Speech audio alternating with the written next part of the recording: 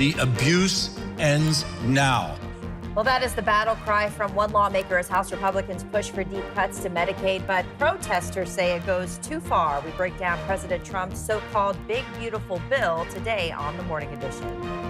Plus, 2 deadly officer-involved shootings in Anchorage. It started with a traffic stop, and in Fairbanks, it started with a domestic abuse report and ended with a police shootout. And later.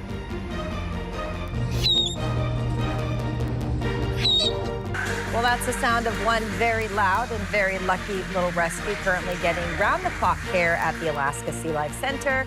Why her fluffy story is melting hearts as the Morning Edition starts now. Good morning, everyone. Happy Wednesday. What a cute way to start it off. Those little squeaks. Squeak. They're so tiny. The Sea Life Center always gets like the fun little, like the sea otters and things like that. I didn't even know they made squeaking noises. I didn't either. The more you know. Yeah. Waking up this morning, we are going to see some peaks of sunshine across South Central, but those clouds, they will stream back in as we head into the afternoon and evening hours.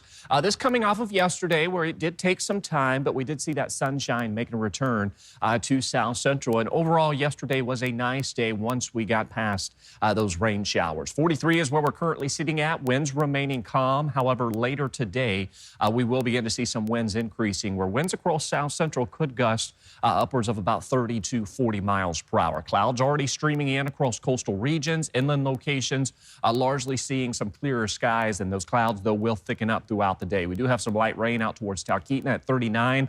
Golcana sitting at 27 degrees this morning.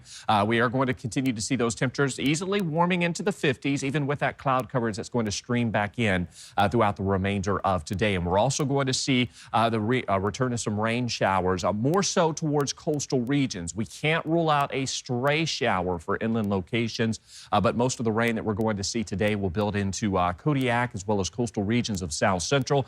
There's our low from earlier this week that brought that widespread rain by Monday. That continues to fizzle out as it's on its last leg. Now our next low pressure system is the one approaching the eastern Aleutians as well as the central as you head out towards the Alaska Peninsula. So rain returns for coastal regions. Heavy rain with 1 to 2 inches can be expected for Kodiak today into the evening hours. Now for Anchorage and inland areas, we'll start off with some sunshine. Those clouds will increase and we'll see those temperatures warming easily into the 50s. And we'll also see those winds increasing towards the afternoon into the evening hours, where we could see winds upwards of about 30 to 40 miles per hour. So be prepared for that later today. I'll have more on that, and we'll see some of that heaviest rainfall potential the next couple of days coming up.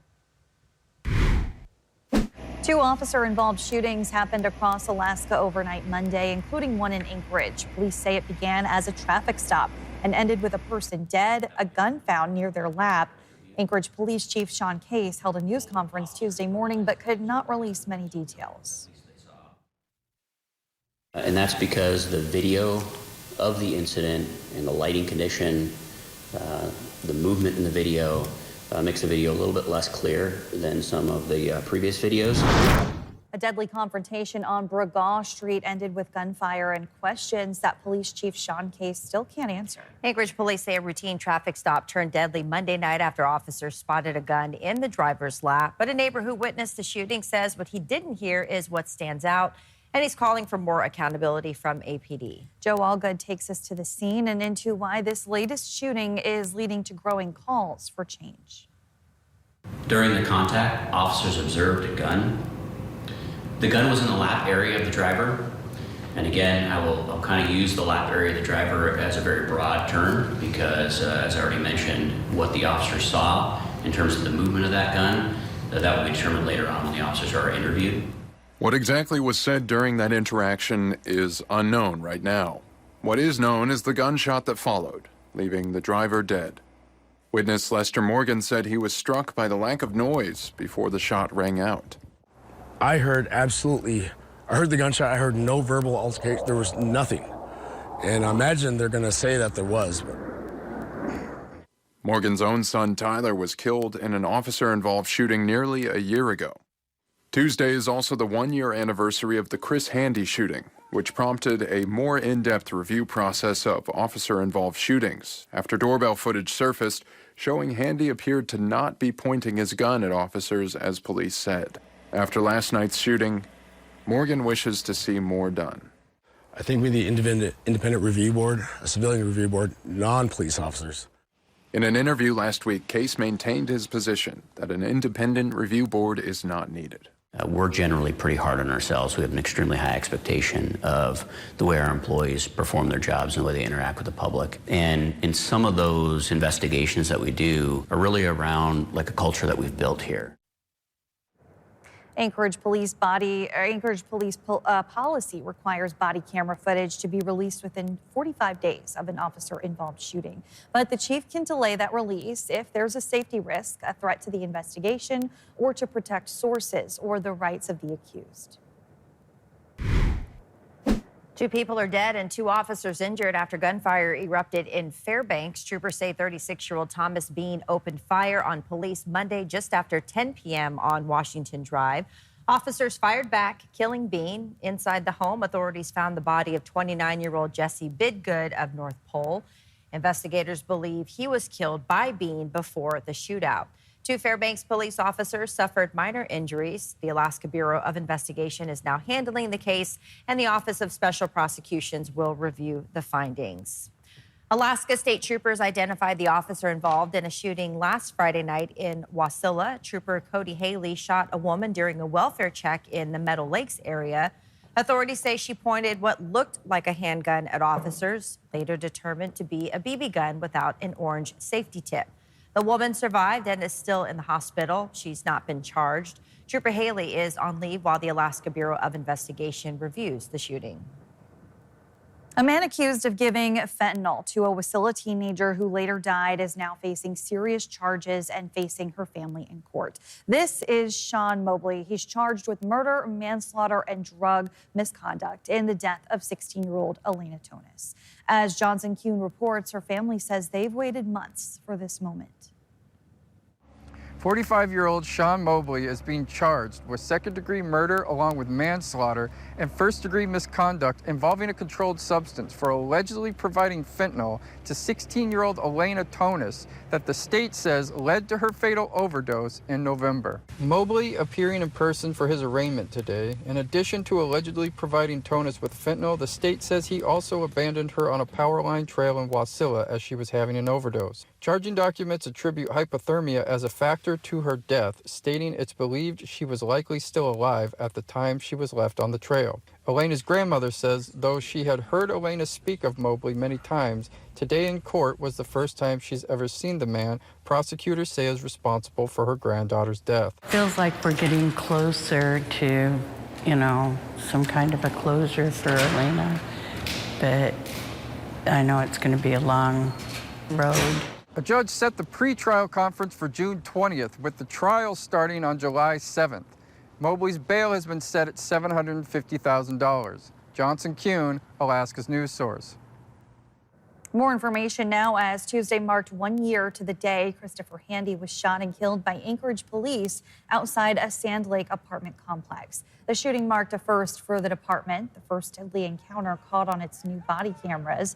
But even with video, the case sparked controversy. Police said Handy pointed a rifle at officers, yet neighborhood doorbell video released shortly after didn't back that up.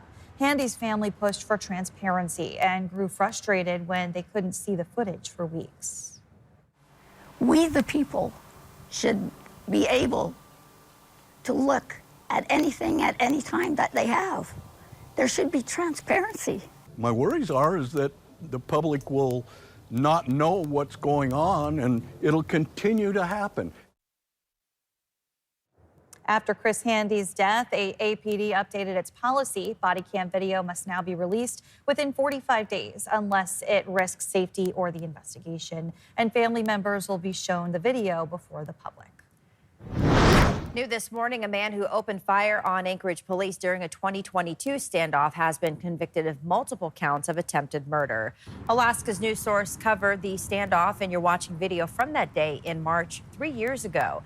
32-year-old Dylan Nicholas Spring was found guilty Monday on 23 felony counts, including 6 counts of attempted first-degree murder and 8 counts of first-degree assault. Prosecutors say Spring assaulted a man with a hammer before barricading himself inside an apartment on East 10th Avenue, then opened fire on officers with an AK-47 and handguns as they tried to enter.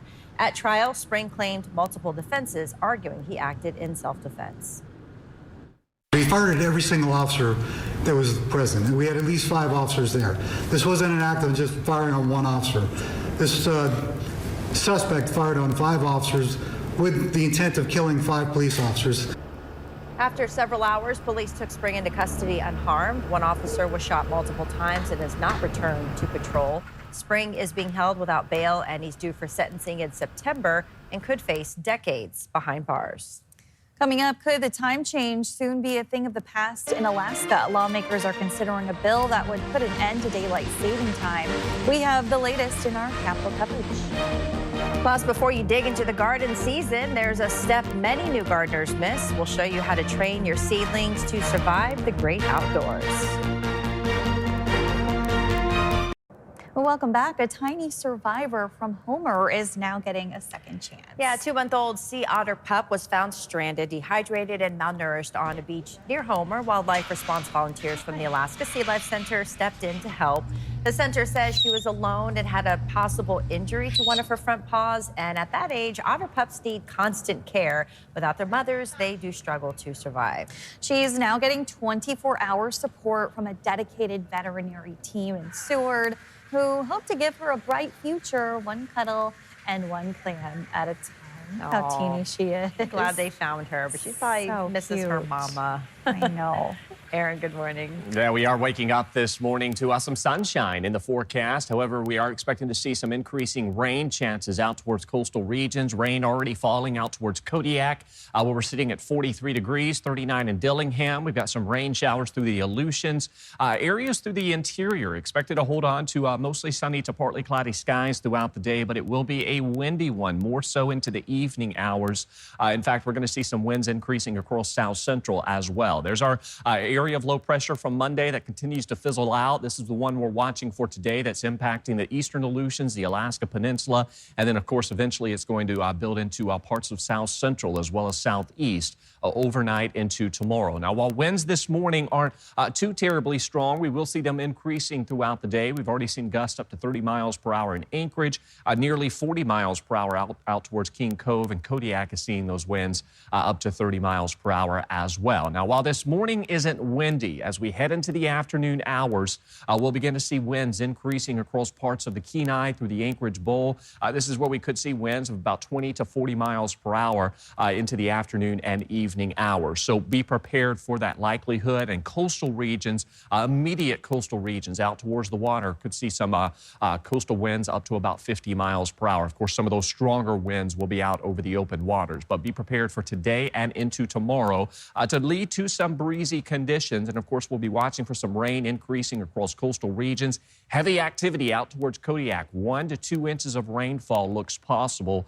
Meanwhile, for coastal regions, you can see that rain continues to build in through the remainder of today into the evening hours. Southeast, you'll tap into that rainfall later tonight into your Thursday. Now, inland areas will largely just see some increasing cloud coverage. Can't rule out a stray to isolated showers, but we likely will stay on the drier side here over the next couple of days with just those mostly cloudy to overcast skies staying with us. So looking at that forecast, precip totals for coastal regions, not widespread rain by any means that will bring heavy precip, but we could see anywhere from about a quarter of an inch of rain to nearly an inch and a half out towards western parts of Prince William Sound, while inland locations will just see that spotty to isolated showers. So enjoy that peaks of sunshine we'll see to start off the morning as those clouds will increase into the afternoon and evening hours. We'll still make it into the 50s, though, throughout the afternoon, not only for us, but out towards southeast.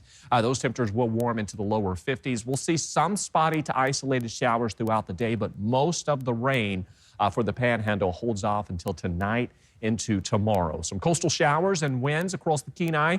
Kodiak, again, 1 to 2 inches of rainfall. There's those winds anywhere from about 20 to 40 miles per hour to be expected. We'll also see some breezy conditions through Prince William Sound. That's where most of the rain will fall. As a result, those temperatures will be on the cooler side. The valley seeing those breezy conditions. Starting off with some peaks of sunshine. Those clouds increase into the evening hours or afternoon and evening hours. 52 here in Anchorage with gusts up to about 30 miles per hour looking possible. Girdwood could see winds up to 35 miles per hour. So we'll keep with these winds through tomorrow. Those temperatures staying in the mid to upper 50s.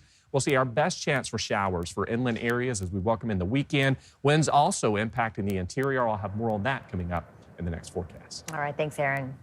Well, spring in Alaska means longer days, warmer weather, and for some, a rush to the garden center. But before you plant those precious seedlings, there's one crucial step to prep them for the real world. Alaska gardeners need to learn how to gradually acclimate seedlings to outdoor conditions. It's called hardening off. Tracy Sinclair explains in this week's Arctic Garden. At this point in the season, our little seedlings are getting pretty big, and they're almost ready to go into the garden. But you can't put them directly outside. They shock easily. Plants get sunburned. With 2 to 3 weeks before South Central and the interior can put plants safely outside, now is the time to start preparing your delicate seedlings for the brutal world outside. So that process of hardening off helps your plant get tougher. New gardeners or gardeners new to Alaska might not be familiar with the process. Hardening off is really just slowly acclimating the plant to what it's like, because even the grow lights that folks have inside their homes or at most nurseries are not as strong as the sun is here. Hardening off isn't difficult, but it can be tedious. The hard part of hardening stuff off is just bringing the plants outside and bringing them back inside. And you have to repeat that process, usually up here for about a minimum of 4 days or so. You start off by placing your plants outside on an overcast day or in a shady spot for a few hours. And then you bring them back inside. Then you do it again, expanding the time a few hours each day. This slowly exposes your plants to the sun and the wind, which makes the leaves and stalks stronger. And if you don't do it, it can stunt their growth because they'll just be in shock. Just like, when you're new to Alaska and you go outside for, a long time in the winter and it takes you a while to recover when you come back inside. It's that same kind of idea. If you buy plants from a store or greenhouse and they're sitting outside, they're most likely hardened off. But it's always good to ask. And don't worry, there's still plenty of time to get those little seedlings ready to live in your Arctic garden. Tracy Sinclair, Alaska's news source. And check out the Arctic Gardens Web Extra. You'll find it in this story on our website or streaming platforms. This week is a fun one as Tracy attempts to assemble a raised garden bed. Today at the Capitol, the state Senate could decide whether to accept changes to the Capitol budget. The House passed its amended version of Senate Bill 57 yesterday in a close 21-19 vote, sending it back to the Senate for a possible concurrence as soon as today. And House lawmakers are weighing a bill that could put an end to daylight saving time in Alaska. Senate Bill 26 cleared the Senate this week, and it now sits with the House State Affairs Committee. If passed, it would ask the U.S. Department of Transportation to exempt Alaska from daylight saving time and shift the state's time zones. Under the proposal, Alaska would match Seattle's time from fall to spring, then fall an hour behind in summer when Washington changes its clocks. At the same time, federal lawmakers are considering a bill to allow permanent daylight saving time across the country. If that were to go through, Alaska would stay 1 hour behind Seattle year-round. Thanks for listening to our podcast. Click subscribe so you can get the latest podcasts from Alaska's news source automatically and stay up to date with breaking news and in-depth reporting available for free 24/7 with the Alaska's news source app.